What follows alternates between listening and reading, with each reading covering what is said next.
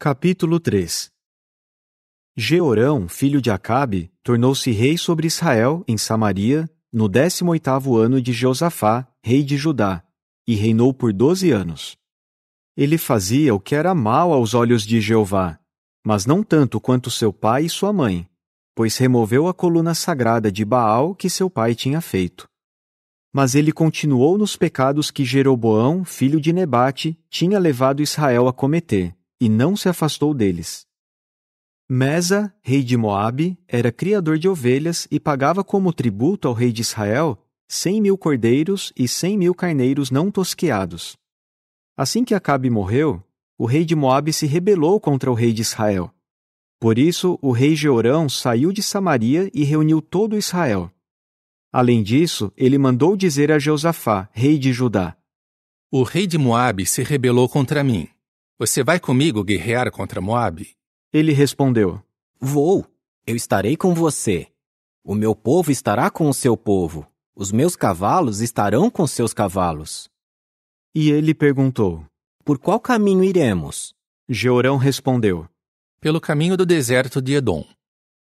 Então o rei de Israel partiu com o rei de Judá e o rei de Edom. Depois de darem uma volta que levou 7 dias, não havia mais água para o exército e para os animais que o seguiam. O rei de Israel disse: Ai de nós! Jeová convocou 3 reis apenas para entregá-los nas mãos de Moabe. Então Josafá perguntou: Não há nenhum profeta de Jeová aqui para que consultemos a Jeová por meio dele? Assim, um dos servos do rei de Israel respondeu: Há Eliseu, filho de Safate, que derramava água nas mãos de Elias. Josafá disse: A palavra de Jeová está com ele. Portanto, o rei de Israel, Josafá e o rei de Edom foram até onde ele estava. Eliseu disse ao rei de Israel: O que eu tenho a ver com o Senhor? Vá consultar os profetas do seu pai e os profetas da sua mãe. Mas o rei de Israel lhe disse: Não, pois foi Jeová quem convocou a nós, 3 reis, para entregar nas mãos de Moabe. Então Eliseu disse: Tão certo como vive Jeová dos exércitos, a quem sirvo, se eu não tivesse consideração por Josafá, rei de Judá, eu não olharia para o Senhor, nem lhe daria atenção. Agora tragam-me um arpista. Assim que o arpista começou a tocar, a mão de Jeová veio sobre Eliseu. Ele disse: Assim diz Jeová: Cavem muitas valas neste vale, pois assim diz Jeová: Vocês não verão vento, nem chuva. Contudo, este vale se encherá de água, e vocês beberão dela, vocês, seus rebanhos e seus animais de carga. Mas isso não é nada aos olhos de Jeová, pois ele também entregará Moabe nas suas mãos. Destruam toda a cidade fortificada e toda a cidade importante, cortem toda a árvore boa, tapem toda a fonte de água e estraguem com pedras todo o terreno bom. E de manhã, na hora da oferta de cereais da manhã, veio de repente água da direção de Edom, e o vale ficou cheio de água. Todos os moabitas souberam que os reis tinham vindo lutar contra eles.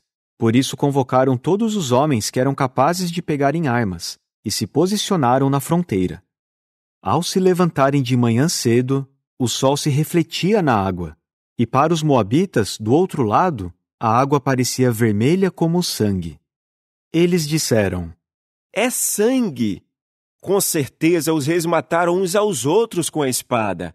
Então vamos ao saque, ó Moabe! Quando eles entraram no acampamento de Israel, os israelitas atacaram e começaram a golpear os moabitas, que fugiram deles. Ao passo que os israelitas entravam em Moabe, matavam os moabitas.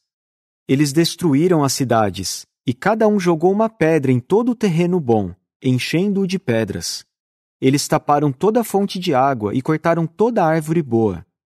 Por fim, apenas as muralhas de pedras de Kir-Aresete ficaram de pé, e os que atiravam com fundas a cercaram e a atacaram. Quando o rei de Moabe viu que a batalha estava perdida, levou consigo 700 homens armados com espadas para abrir caminho até o rei de Edom, mas eles não conseguiram. Então ele pegou seu filho primogênito, que ia reinar no seu lugar, e o ofereceu como sacrifício queimado sobre a muralha. Houve então grande indignação contra Israel, de modo que desistiram de lutar contra o rei de Moabe e voltaram ao seu país. Capítulo 4. A esposa de um dos filhos dos profetas clamou a Eliseu, dizendo: Seu servo, meu marido, morreu, e o senhor sabe que o seu servo sempre temeu a Jeová. Agora, um credor veio para levar meus 2 filhos como escravos dele. Então Eliseu lhe disse: O que posso fazer por você? Diga-me o que você tem em casa. Ela respondeu: Sua serva não tem nada em casa, a não ser um jarro com azeite. Ele disse então: Vá, peça vasilhas vazias a todos os seus vizinhos. Traga quantas puder. Depois, entre em casa e feche a porta atrás de você e dos seus filhos. Encha de azeite todas as vasilhas e separe as que estiverem cheias. Então ela foi. Depois que ela fechou a porta atrás de si e dos seus filhos, eles começaram a passar as vasilhas para ela, e ela despejava azeite nelas. Quando as vasilhas ficaram cheias, ela disse a um dos seus filhos: Traga-me outra vasilha. Mas ele lhe disse: Não há mais nenhuma vasilha. Nisto, o azeite parou de escorrer. Então ela foi e contou isso ao homem do verdadeiro Deus. E ele disse: Vá, venda o azeite e pague as suas dívidas, e você e seus filhos podem viver do que sobrar. Certo dia, Eliseu foi a Sunem, onde havia uma mulher de destaque, e ela insistiu com ele para que tomasse uma refeição ali. Todas as vezes que passava por ali, ele parava para comer. Então ela disse ao seu marido: Sei que o homem que sempre passa por aqui é um homem santo de Deus. Vamos fazer um pequeno quarto no terraço e colocar lá para ele uma cama, uma mesa, uma cadeira e um candelabro. Assim ele poderá ficar lá toda vez que passar por aqui. Certo dia, ele chegou ali e foi ao quarto no terraço para se deitar. E ele disse a Geazi, seu ajudante: Chame a sunamita. Assim ele a chamou, e ela foi até ele. Eliseu disse a Geazi: Por favor, diga a ela: Você teve todo esse trabalho por nossa causa. O que pode ser feito por você? Devo falar com o rei ou com o chefe do exército a seu favor? Mas ela respondeu: Já estou bem, morando entre o meu próprio povo. Assim Eliseu perguntou: Então o que se pode fazer por ela? Geazi respondeu: Bem, ela não tem filho e seu marido é idoso. Ele disse imediatamente: Chame-a aqui. Assim Geazi a chamou, e ela ficou parada à entrada do quarto. Então Eliseu disse: Nesta época, no ano que vem, você estará com um filho nos braços. Mas ela disse: Não, meu senhor, homem do verdadeiro Deus, não minta sua serva. No entanto, a mulher ficou grávida e deu à luz um filho naquela mesma época, no ano seguinte, assim como Eliseu tinha dito. O menino cresceu e, certo dia, ele foi atrás do seu pai, que estava com ceifeiros. Ele dizia ao pai: Ai, minha cabeça, minha cabeça. Então seu pai disse ao ajudante: Leve-o para a mãe. Assim ele o levou à sua mãe, e o menino ficou no colo dela até o meio-dia, e então morreu. Ela subiu então ao quarto no terraço, deitou-o na cama do homem do verdadeiro Deus e saiu, fechando a porta atrás de si. Ela chamou seu marido e disse: Por favor, envie-me um ajudante e um jumento e deixe-me ir depressa ao homem do verdadeiro Deus e voltar. Mas ele disse: Por que você vai vê-lo hoje? Não é lua nova nem sábado. No entanto, ela respondeu: Não se preocupe. De modo que ela selou o jumento e disse ao seu ajudante: Vá depressa e não diminua o passo por minha causa, a menos que eu lhe diga. Então ela foi ao encontro do homem do verdadeiro Deus no Monte Carmelo. Assim que o homem do verdadeiro Deus a viu de longe, disse a Geazi, seu ajudante: Veja, é a sunamita. Por favor, corra ao encontro dela e pergunte-lhe: Você está bem? Seu marido está bem? E o seu filho? Então ela respondeu: Está tudo bem. Quando ela chegou ao homem do verdadeiro Deus, no monte, agarrou os pés dele. Então Geazi se aproximou para afastá-la, mas o homem do verdadeiro Deus disse: Deixe-a, pois ela está amargurada.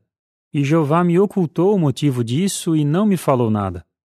Então ela disse: Será que eu pedi um filho ao meu senhor?